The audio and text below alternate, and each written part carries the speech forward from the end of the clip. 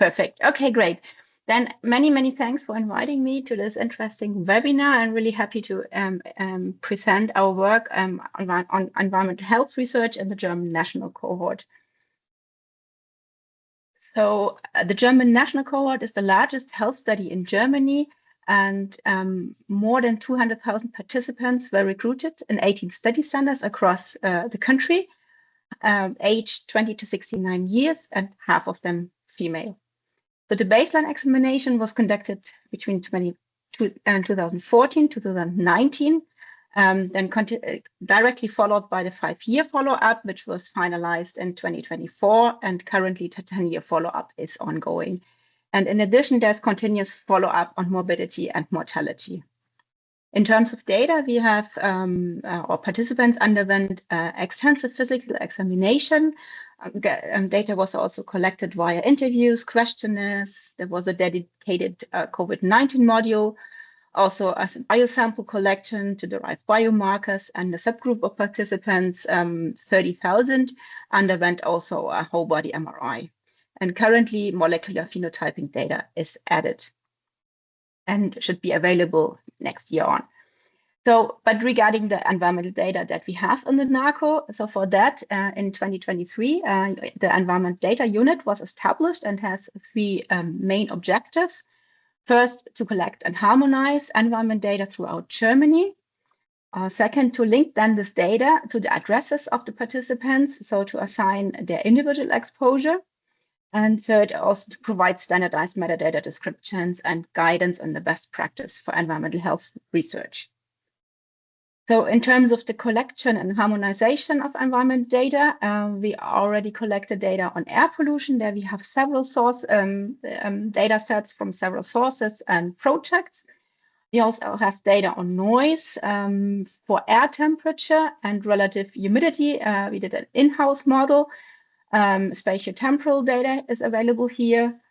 Then we have also data on greenness, imperviousness, urbanicity, of course, and deprivation, but also further socioeconomic indicators from different institutions. So all this data comes from different sources and is, of course, quite heterogeneous. So we had to kind of bring them into the right format for our second aim, the linkage of the environmental data to the NARCO participants, and this was done via the addresses, so the residential addresses. And we have all the data available for the baseline addresses. We are currently assigning the 5-year follow-up addresses, and we also intend the residential history as soon as we receive the data, and we hope that this will be after the summer break. Regarding the third and the metadata description and service for applicants, we have a sub-website for the Environment Data Unit where we describe our work, give a general description about the data and the data application process. Because until last month, the data was not yet available in the Transfer Hub. The Transfer Hub is the main platform where you apply for NARCO data, where you get information on the NARCO data, and where you can also go through all the variables that are available. But since last month, our variables are in the Transfer Hub, and you can access the variables, you can click them on and also select when you file an application.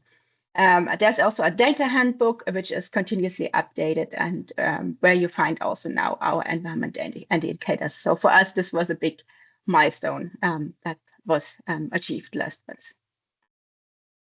Then we have also set up a GeoNetwork web application to visualize the environmental data and provide also a fair metadata description, which is also machine readable.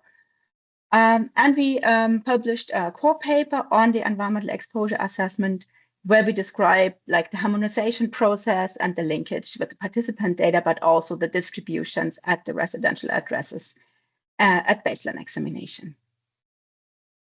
And with that, I'd like to present a few highlight publications where we linked the environment data to the health data. And one of the first papers looked at ultrafine particles and cardiometabolic diseases.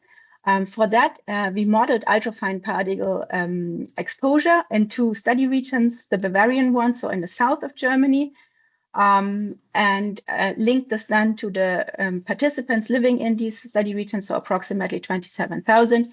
And outcome-wise, we looked at self-reported diagnosis of cardiovascular diseases and diabetes. And we could observe an association with hypertension and myocardial infarction, and also an indication for stroke and diabetes, but that was not significant. But we also saw that the association were robust when we adjusted for other air pollutants. So our take was that ultrafine particle exposure contributed to the risk of hypertension and myocardial infarction. In another paper, we looked at the impact of road traffic noise on liver fat. And for that, we used the noise maps from the study centers where also MRI scans were taken.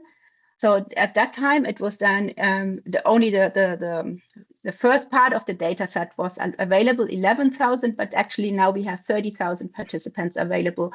And we also aim to rerun the analysis with all the participants. So the liver fat was determined, and other markers were determined by deep learning algorithms for augment segmentation. And we could observe a clear association for both men and women that was also robust when we adjust for other environmental exposures, such as air pollution or greenness. So noise exposure increased the risk for liver dysfunction in the subset. Another example, also looking at traffic noise, and this time at self-rated health as the outcome. So here we could include the whole sample, and like we had to exclude some people because of missing data. So it was like 175,000 participants in. And similar to the paper beforehand, we looked at objective noise exposure from the maps. Here we dichotomized the variable into high noise, so above 55 decibel versus low noise exposure. And so observed an association with low self-rated health. But we also looked at subjective noise annoyance, which was available from questionnaires, and people were asked to tick their annoyance for like traffic noise. And this was categorized in either slight or moderate annoyance, strong or extreme annoyance versus not annoyed. And you can see from the estimates that these were way more pronounced. And of course, we then also looked at this together when we put them together in the model. And what we observed here is that actually the estimate for the objective measure turned null. Also, these estimates and results were robust when we adjusted for air pollutants and vegetation index. So traffic noise annoyance was associated with lower self-rated health, but but the objective measure was not robust for this adjustment. In another example, where we looked at several environmental exposures, the outcome here was metabolic health, again, around 170,000 participants in this analysis. And the outcomes were diabetes, obesity, and here we also body mass index and waist circumference. From the exposure side, we looked at air pollution, air temperature, noise, and greenness. And we did this in single exposure models. So these are shown here in the plot this is now for BMI as outcome. The single exposure are either in green if they're significant or in this gray color. But we also looked at exposure mixtures where we put them together in a model, and this is here in blue color. And what you can see that results were were similar for men and women, though more pronounced for women. And we observed consistent association for PM2.5 and noise for BMI, but also for the other metabolic outcomes. And the joint associations tended to be stronger compared to the single exposure models. So these were the kind of published paper. And now I'd like to also introduce you to two ongoing projects, which are hopefully almost published. So one example is, and this is also the first paper that looked at at the data in a longitudinal way. We just submitted the revisions here, and this project included 70,000 participants, where we had baseline and follow-up questionnaires in 2020 and 2022. And the outcomes were like depression, anxiety, and stress. And we used mixed effect models here, of course, adjusting for a bunch of covariates. And I know these estimates are super small, and I don't want you to look at all these estimates, but I just wanted to show the general pattern. So these are, again, single exposure models. So all of the exposures are in the model separately. But what we see is basically that the pattern is quite similar.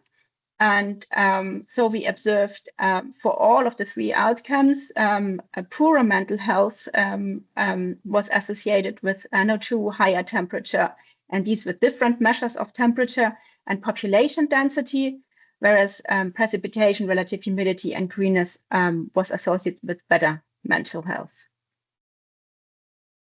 And a last example from more on the technical side, where we developed a machine learning framework. So a generalized machine learning pipeline to identify the driving environmental, socioeconomic, and individual factors for health outcome. So the idea was that this should be really generalizable, that also this can be applied to other cohorts, other outcomes, and so on. And we wanted to compare machine learning models with traditional environmental epidemiology models, so regression models in terms of their prediction ability, but also feature importance.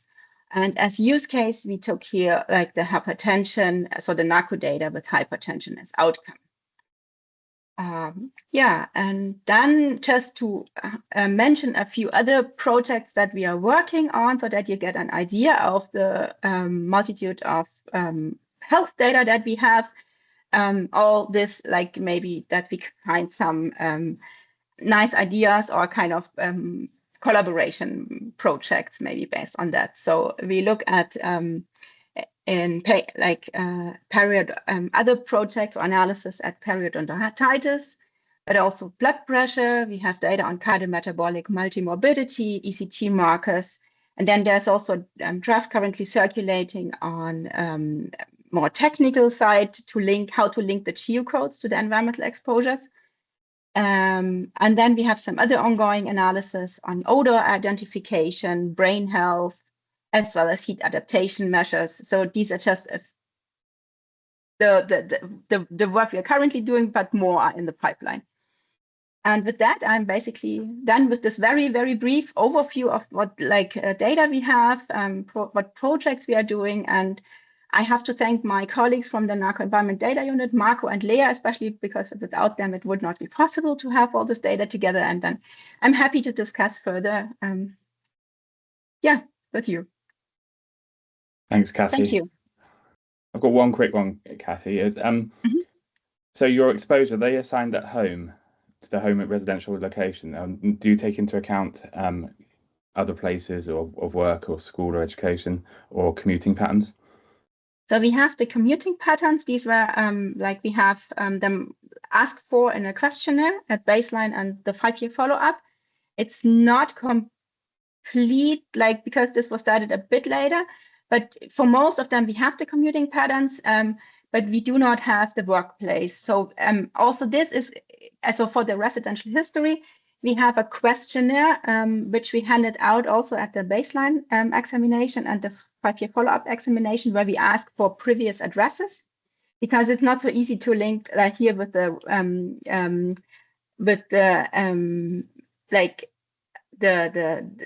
so do record linkage with residential information. This is not possible in Germany. So that's why we asked this via the questionnaire. This had to be digitalized because it was really in written form. And there we also asked for the workplace.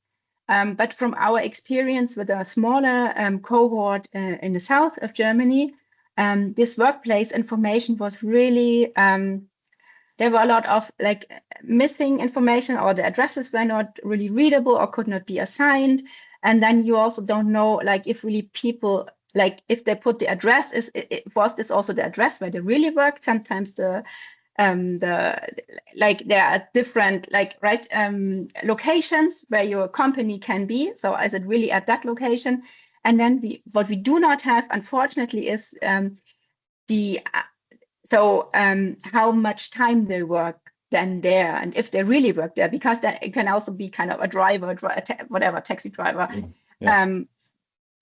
So all this information we lack. So that's why we basically have this rough or do the rough guess with the residential addresses. But like from publications, we also know that this is quite a good guess for ambient exposures, like that you are continuously exposed. Yeah. So yeah, but unfortunately, yeah, we do not have all these like times spent during commute. We do not have this information, or at work and work address. No. I think it's a really sort of burgeoning area around how we get this 24-hour exposure profiles. Yeah. Very good at measuring it. Where people live at night. Yeah, but when you measure it, then you get very individual profiles, right? Yeah. And then it's like, if you think of policy recommendations, I think it's also difficult going from this individual measurements then to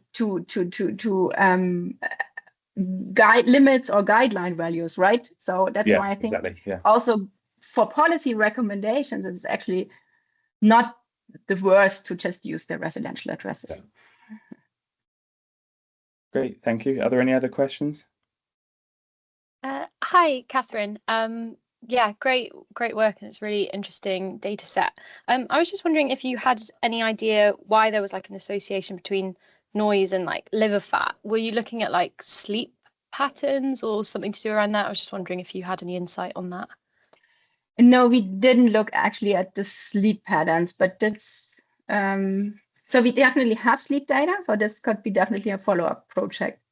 And we were also quite surprised actually about this association, and also how pronounced it was. And we are like planning now to conduct rerun it, as I said, in the whole sample with 30,000, but also look then also at because there are also repeated measurements of MRI now available, and we will further work on this to really check the robustness of the results. Great, thank you. Yeah, just because I know like circadian rhythms kind of can be disrupted, that kind of is linked with obesity and stuff. But yeah, great, thank you so much. Great, thanks, Kathrin. We'll pass over to Amy now to give her presentation, then maybe we'll have a more general discussion afterwards. Great. Can everybody see my slides? Yes. Yeah. Great. Thank you, Kathrin. Amazing. So it's great to be with everyone today. Thank you for taking your time out of your day to come and listen. And yeah, so my name's Amy. I am an environmental epidemiologist based at Swansea, and most of my work focuses on modelling people, but specifically children's exposure to the environment, and I'm particularly interested in exposure or that mum experiences during pregnancy and then early childhood into adolescence. So today I'm going to talk to you about two specific projects, one that is approaching the end and one that is very nearly finished. Just for those of you on the call who don't, I'm sure many of you will be familiar with the SAIL Databank, so I won't labour over this. But the SAIL Databank is a trusted research environment where we have anonymised, individual level health, social care and demographic data for more than 5 million residents of Wales for over 25 years of data. So at any point in time, we have data on around 3 million people. And this is not an exhaustive list there of all the data that we have, but we don't just have administrative data, but we also do have survey and cohort data. And I've noticed there are some names on the call who are more experts in those data sets. So if we takes that route during the discussion, then there's people here who can answer those types of questions. So most of the work that myself and my team, where that's based, is we actually do a lot of modelling of people's exposure, and that is done outside the trusted research environment. And there's just a little example, a small example of some of the environmental exposure data that we have created for various projects over the years. And we have a mechanism which was developed by Rich and other colleagues where we're able to anonymize that exposure data and then link it with the sensitive health data in the SaIL data bank. So what that is, it's called the split file process, and we basically separate the identifiable and the non-identifiable data, and the one set of the data is sent to a trusted third party, anonymized, and then they're rejoined within the data bank. So starting with thinking about kind of exposure through life, just want to talk to you about our Magenta project, which is focusing on exposure to heat during pregnancy and then its impact on mum and baby outcomes. This is a project led by myself and Lucy Griffiths, and as you can see, it's made up of 4 work packages, and we have patient and public involvement kind of embedded throughout, and we've been able to have some really genuine co-production going on throughout the project, which is really exciting. And one really, or I think is exciting, an output that is being sent for review now is we've collaborated with some psychologists at Swansea, and basically they have worked with our PPIE group, and it's a paper about all the lessons that we've learned about how do we specifically communicate climate change science with people living in the most deprived communities. So keep an eye out for that. It's been really, really interesting, and ultimately I think so important, because often especially in the more deprived communities, but other subgroups of the population that are hard to reach, it's so important that we work extra hard to engage with them in our research. One, particularly if the research is about them, but also it's those voices that are seldom heard in research, but also in policy. And, in order to be able to having policy that can actually can drive public health improvement, we need to be hearing the perspectives about the people who the research is about. So there's, as I said, there's 4 work packages. So the environmental modelling, we've used GeoAI to model land surface temperature, and we're also just about to finish modelling indoor heat. So those exposure data are then anonymized. They've been brought into the SaIL data bank, and they are going to be linked, or they've been linked with our e-cohort of pregnant women in Wales. So from 2010 to 2023, we have the routinely collected records on those people. So they have been included into our e-cohort. And then in this work package, we're kind of applying more traditional epidemiological approaches. So things like generalized linear models and distributed lag models, and then the analysis pipelines that have been developed, they are being passed on to our colleagues at UCL. So the team there is led by Pia Hardlid, and they are where we have harmonized data. So using the Kids Environment and Health cohort, which is stored in the ONS SRS, where there's harmony between those 2 cohorts, we're able to replicate analyses, so we can have a comparative study. And of course, in Wales, we kind of have the, from an epidemiological point of view, we have the kind of a spatial breadth. So we have very rural communities through to, in a global context, the cities we have in Wales are really just big towns. And then you have obviously this kind of mega, an urban city, London, where you'd have lots more kind of ethnic diversity and some diversity in other subgroups, which we can really kind of draw on from the Kids Environment and Health cohort.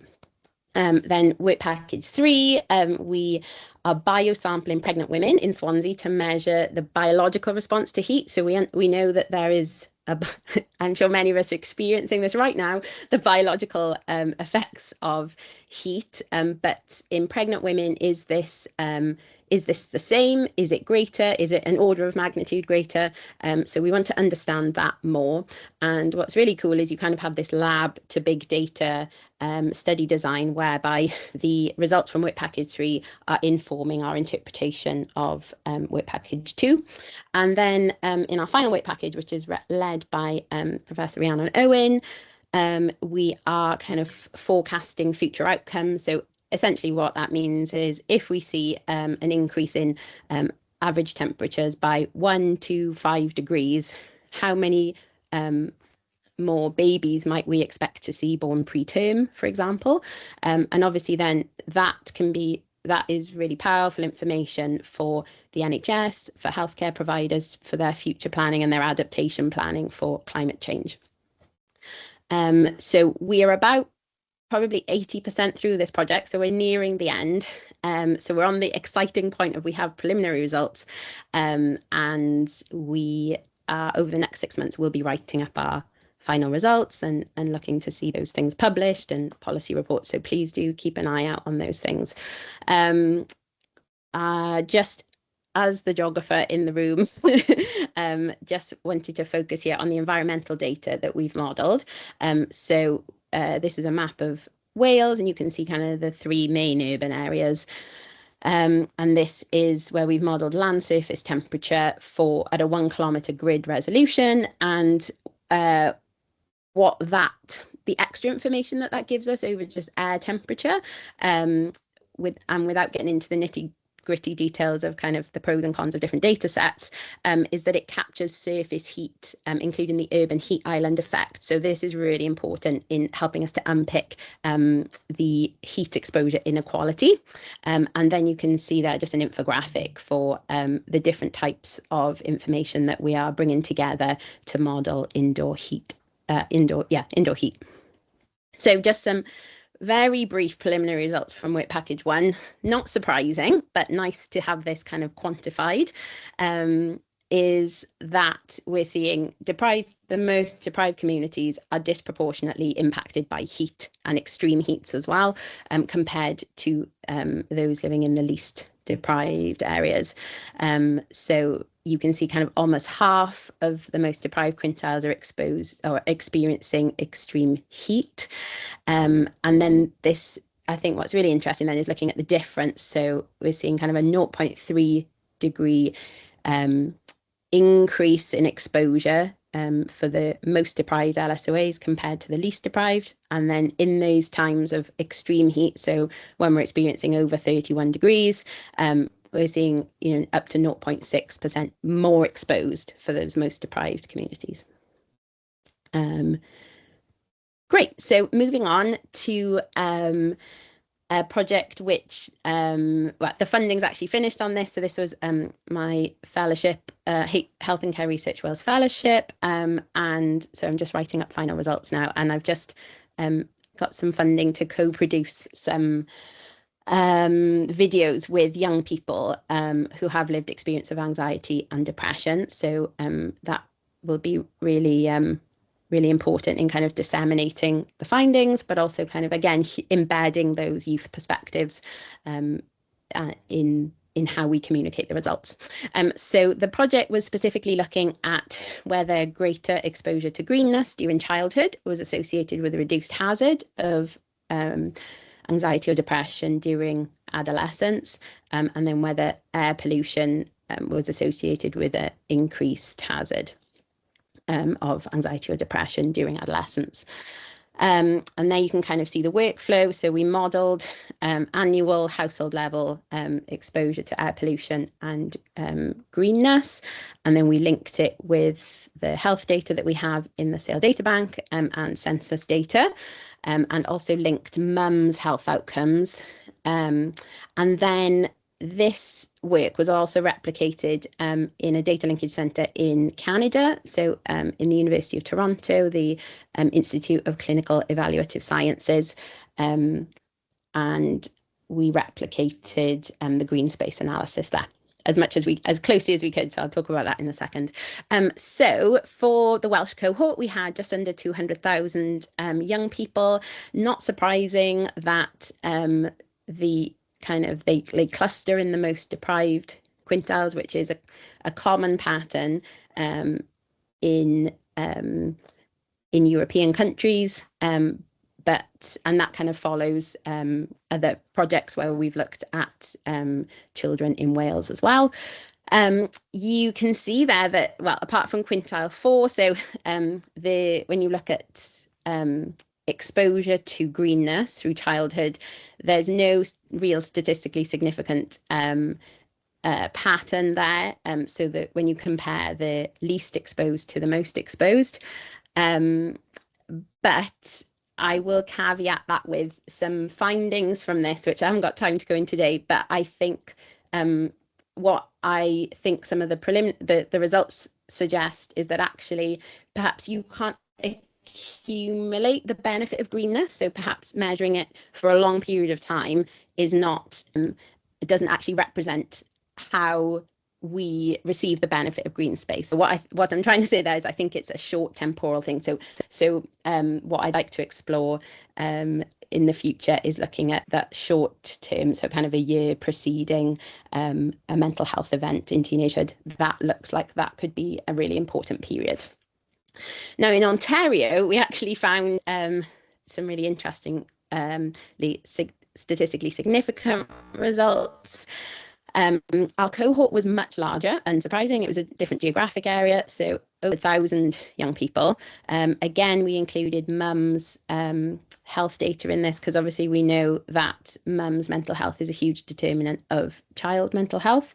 And you can see there that apart from the least exposed, so quintile 1, which further I want to go and have a deeper dive into that, because really in Ontario, within this specific cohort, what that was representing there is generally the people who are least exposed live in the most urban areas and in the most deprived areas. Whereas when you think about the Welsh cohort, generally in Wales, everybody is highly exposed to green space. So we don't have much heterogeneity, much difference, even between the most and least deprived, even between those even within urban areas. Our urban areas are pretty green.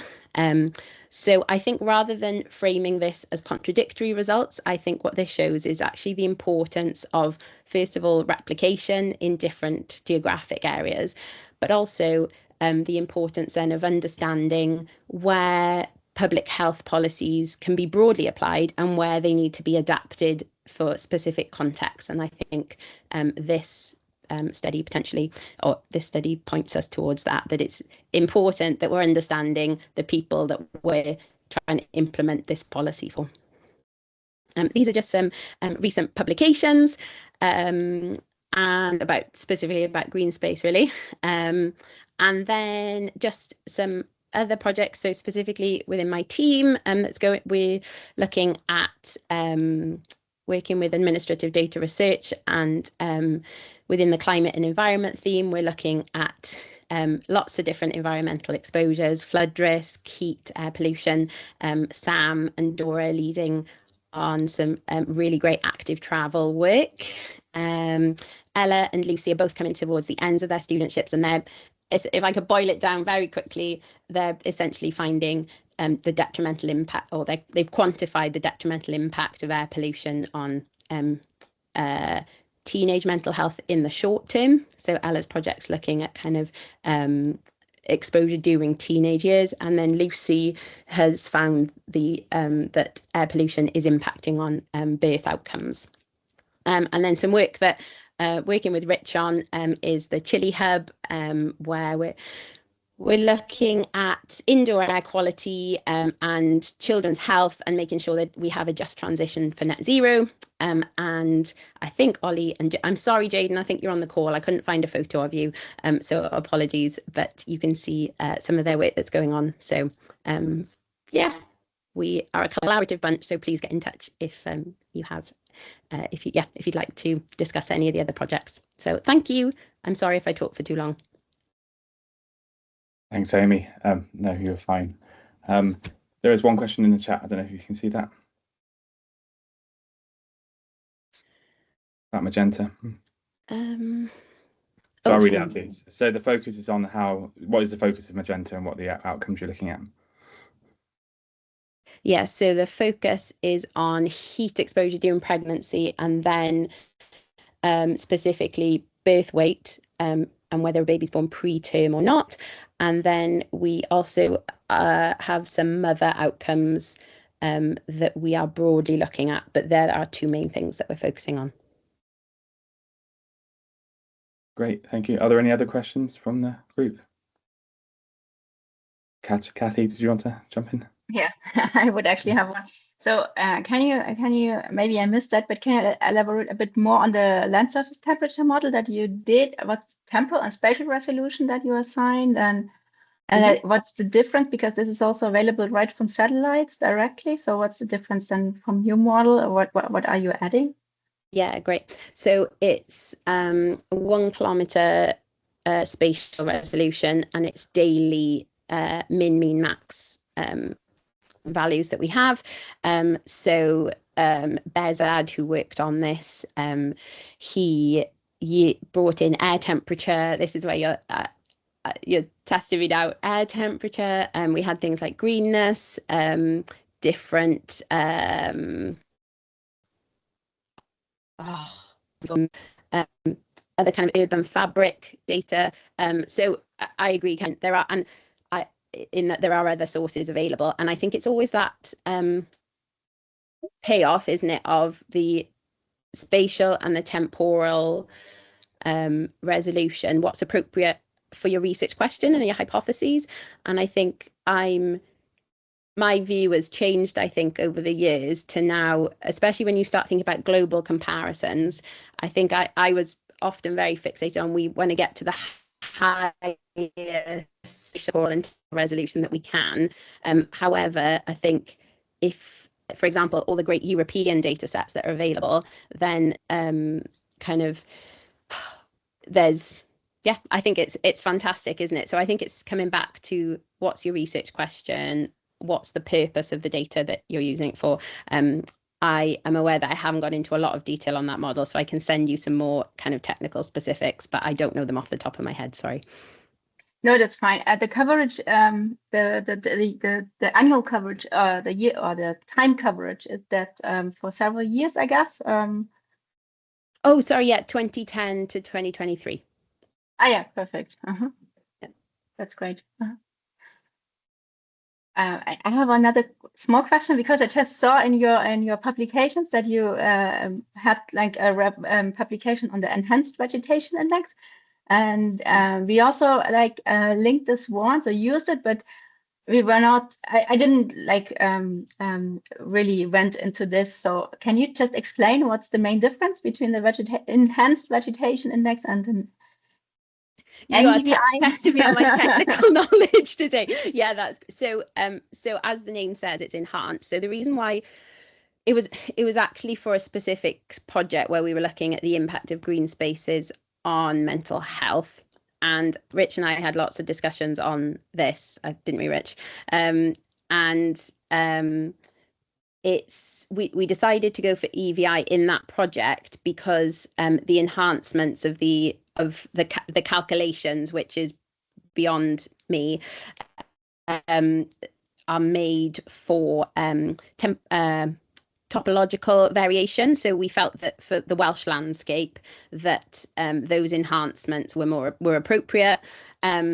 Since that study, I haven't used EVI again, because I think the payoff of comparison with other studies has been that NDVI is so widely used that's what I've ended up using in future studies. So I guess coming back to what's appropriate for your study, I guess we did do a sensitivity analysis as well, and I can't remember off the top of my head. You might, Rich. I think we found kind of actually the impact of these minute methodological details, actually the impact that it had then on the health outcome all the way through, I think was minor, Rich, if any. I can't quite remember. Yeah, it was minor. I think the main point of that paper was to compare whether EVI captures the green space from sort of vector data compared to vector data, public parks and things like that. And we found that there was a difference actually, and it didn't always capture what is publicly available green space in the way that people perhaps use it more widely. Yeah. And it was just that, again, what Amy was talking about, that methodological consideration around what your exposure data really means, when how that might impact through to the health outcome and the impacts on that. And with the BES-AD stuff, the main thing was downscaling from MODIS, so it's a method he applied for the UK, but he could use it. It could be used across Europe as well, or globally, in fact. So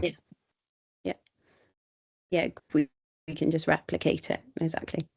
And just on that paper, to add Rich's point, I think the main reason was to kind of contribute to the conversation that we're seeing huge interest in people linking environmental data with health data, but it's not as straightforward as I'll just take this data set and link it. There's so much nuance and caveat to understanding the environmental data, and then how do you take that environment data and quantify it in a way that represents how people are really exposed?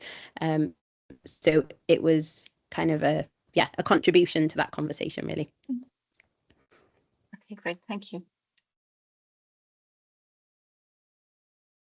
Any other questions before we all melt?